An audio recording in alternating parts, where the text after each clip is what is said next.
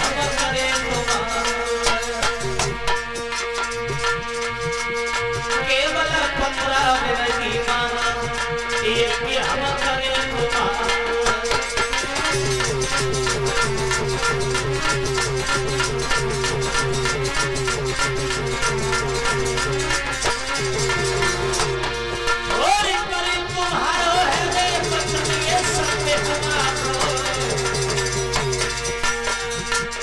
केवल 15 दिन की मानो बचन ये सत्य हमारे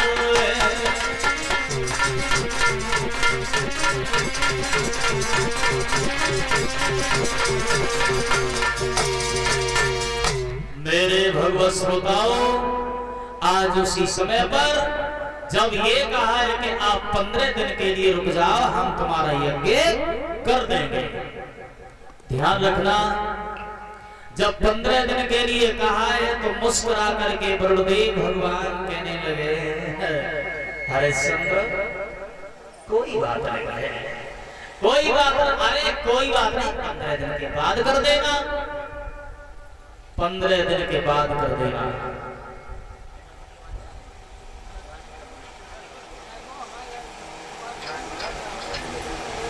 पंद्रह दिन के बाद में कर देना। अब 15 दिन के बाद आए, आवाज लगाई है, हरिश्चंद्र जी महाराज। अरे हमारा यज्ञ करो भाई, यज्ञ में क्या देरी है महाराज? हाँ देखिए, यज्ञ में कुछ भी देरी नहीं है। हाँ यज्ञ की तो महाराज बिल्कुल ये तैयारियां ही चल रही है। अच्छा हाँ, तो फिर क्या है, हमारा यज्ञ कर दो महाराज। हाँ, बस थोड़े दिन और ठहर जाओ। कितने दिन तक रुक जाऊं? ज्यादा नहीं, बस 1 महीना। अच्छा 30 दिन और रुक जाऊं? 30 दिन रुक जाओ। कोई बात नहीं है, चलो 1 महीने के बाद हमारा तुम यज्ञ कर देना, लेकिन यज्ञ कर देना अवश्य कर दूंगा महाराज। बिल्कुल। अब क्या हुआ है भगवत श्रोताओं, महाराज हरिश्चंद्र ने 1 महीने का वादा कर दिया यज्ञ करने के लिए, बच्चे की बलि देने के लिए। तब तक क्या हुआ है, बच्चा थोड़ा बड़ा हो गया और नामकरण हुआ, उस बच्चे का नाम रखा रोहित। अब धीरे धीरे 1 महीना भी पूरा हो गया। 1 महीना के बाद आए वरुण ने हरिश्चंद्र से फिर कहा, भैया हरिश्चंद्र जी महाराज। हमारे यज्ञ में क्या देरी है? महाराज हाँ देखिए, देरी तो कुछ नहीं है, मगर महाराज एक बात है। क्या? आप तो बहुत ही जल्दी आ जाते हो। जल्दी आ जाते हैं? हाँ। मतलब? देखिए महाराज, थोड़े दिन और ठहर जाओ आप।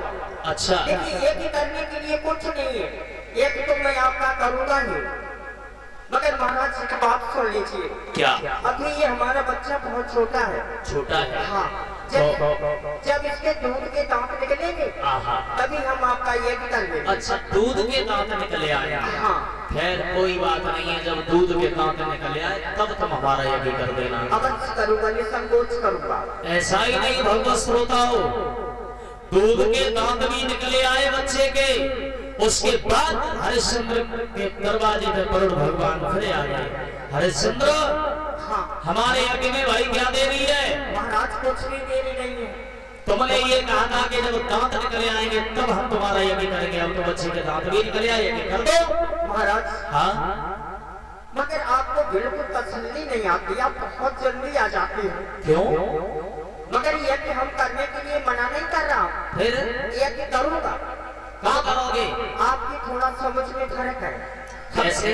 हमने ये दांत थोड़ी नहीं बताई। फिर जब ये उखड़ेंगे, जब दूसरे दांत निकलेंगे तब करूंगा। हरिश्चंद्र महाराज, तुम ये बताओ, ये कि हमारा करोगे या नहीं करोगे? यज्ञ करने के लिए हम कब मना कर रहे हैं? और क्या कर रहे हो? मना तो कर ही रहे हो। अरे यज्ञ तो कर ही दूंगा। अरे तुम यज्ञ करोगे तो मैं ऐसे ही बहकाते रहोगे हमको, हम क्या पागल हैं? अपने घर से फालतू बैठे क्या? ये बात रानी तारा ने भी सुन ली। हरिश्चंद्र और वरुण में विवाद हो रहा है। रानी तारा ने झरोकों से झांक लिया और तारा ने जब ये देखा कि हमारे बच्चे के पीछे वरुण और हरिश्चंद्र में विवाद हो रहा है और बलि देनी पड़ेगी हमारे बच्चे की। तो रोहित थोड़ा और बड़ा हो गया, सयाना हो गया। तो एक दिन मैया ने उसी ने अपने रोहित बेटा से कहा, बेटा रोहित एक काम करो, क्या तुम कुछ दिनों के लिए वन में चले जाओ, अपना समय बिता के आओ। क्यों? अगर तुम घर पे रहोगे, दिखाई दोगे, तो बरडों के यज्ञ में तुम्हें चढ़ाना होगा। क्योंकि मैंने चौथे पद में तुम्हें पाया है, भला मैं अपने हाथों से अपने पुत्रों की बलि कैसे दे दूंगी, इसलिए तुम चले जाओ। मैया समझाती हुई तारा कहती है, लाला रोहित अरे चलो जाइए लाला, अरे अंगना से चलो जाइए।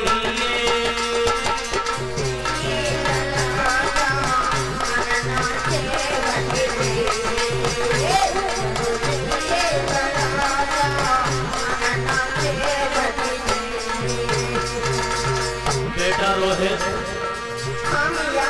चले जाओ। बेटा तुम्हारी जान चली जाएगी, इसलिए घर छोड़ करके तुम चले जाओ। अरे चलो जाइए कुंवर जान, और अंगना से चलो जाइए।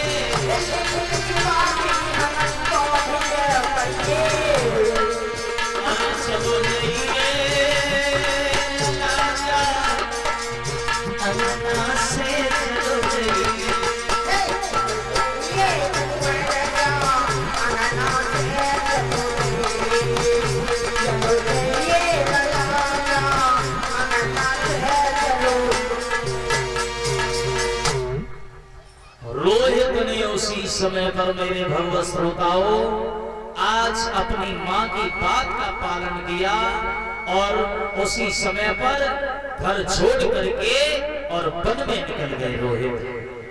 और जब वन में रोहित चले गए भगवत श्रोताओं, काफी समय हो गया रहते रहते, काफी समय हो गया रहते रहते वन के बीच में एक दिन सोचने लगे हैं रोहित परमात्मा, कहा एक मैं राजा का पुत्र होता हुआ और वन वन के बीच में दर दर भटक रहा हूं, क्या है मेरा जीवन, क्या है मेरी दिनचर्या, सोच रहे हैं ये कैसी है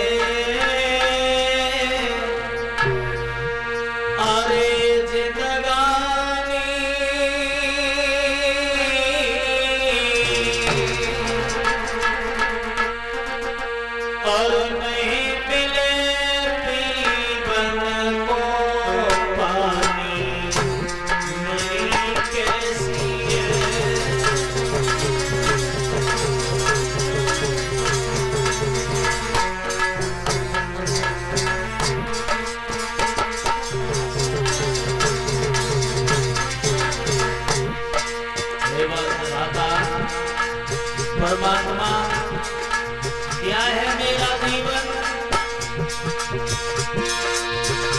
ये कैसी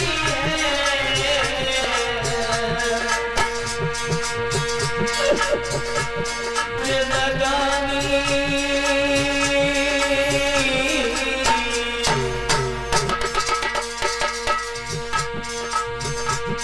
नहीं मिले पीवन को पानी,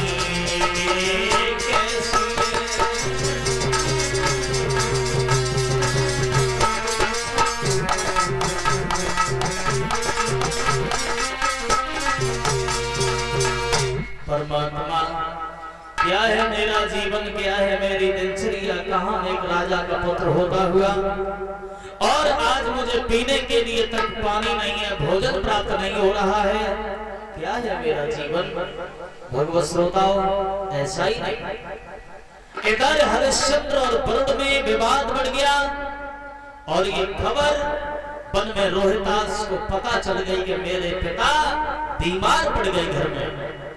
और जब बीमार का नाम सुना, हमारे पिता मुसीबत में हैं, बीमार पड़ गए, वन में जब रोहितास को सुनने को मिला है, एकदम से मन में विचार आया हम क्या करें क्या नहीं करें। विश्वामित्र के बहनोई थे अजीग्रत, उनके पास के लिए चले और जाकर के दोनों हाथ जोड़ करके कहा है श्रीमान हम तुम्हारे पास आए हैं। क्यों? हम इसलिए पास आए हैं कि तुम्हारे घर में 3 पुत्र हैं। बोले हैं, हमें तुम्हारा एक लड़का चाहिए जिसके बदले में हम अपने पिता से कहकर के तुम्हें 100 गाय दिलवा देंगे। बोले कोई बात नहीं है, सबसे छोटा लड़का तो हम देंगे नहीं, और पूर्ण अधिकार माँ को नहीं होता है, पिता को भी होता है, पिता से तो माँ से भी पूछ लिया जाए। जब रोहित और उन्होंने जब पूछा है जाकर के माँ से, तो माँ कहने लगी है सबसे बड़ा पुत्र हम नहीं देंगे, बीच वाला लड़का रह गया परीक्षित महाराज जी, जिसका नाम था सुनासेस। सुनासेस नाम का लड़का था। जब माता पिता की जब बात सुनी है तो हाथ जोड़ करके खड़ा हो गया और कहने लगा है भैया रोहित, न तो हम अपनी माँ को प्यारे हैं और ना ही पिता को प्यारे हैं। भैया इंसान की कोई चीज काम में नहीं आती है। अगर हमारा शरीर अगर तुम्हारे यज्ञ में चढ़ जाएगा तो हमारा शरीर पवित्र हो जाएगा। क्यों? क्योंकि हाथी के दांतन के खिलौना बने भांति भांति, और बकरा की खाल से जढोलक मड़े आई है। गैड़ा की खाल देखो ढाल में लगाई जाते, और हिरण की खाल सीता के मन भाई है। संत लोग समुझाई कहें, और जमान सकी खाल का इसलिए मेरा शरीर पवित्र हो जाएगा। भैया हमको ले चलो। सबसे बीच वाला पुत्र तैयार हो गया। ध्यान रखना परीक्षित महाराज, घर में वैसे माता पिता के लिए तो संतान सभी बराबर होती है? लेकिन मेरी समझ में तो ये आया, या तो माता पिता का हित सबसे बड़े बेटा से ज्यादा होता है, या सबसे छोटे से ज्यादा होता है, और बीच वाले जो होते हैं ना, जो बीच में ऐसे ही लाइन में लगे रहते हैं, या तो बड़े से ज्यादा हित होता है या फिर छोटे से हित होता है। वैसे तो माँ बाप के लिए सभी बराबर होते हैं। तो जब 100 गाय के लालच में जब बच्चे को बेच दिया है, विश्वामित्र ने सुना गलत किया हमारे बहनोई ने। 100 गाय के लालच में आने के बाद हमारे भांजे को बेच दिया। चले देखेंगे हमने कैसा यज्ञ होता है। जब चले हैं रोहित चले, उधर विश्वामित्र चले और उनके बहनोई चले। जब चले हैं तो जाकर के विश्वामित्र ने उनका यज्ञ भी संपन्न कराया और रोहित की जान को भी बचाया।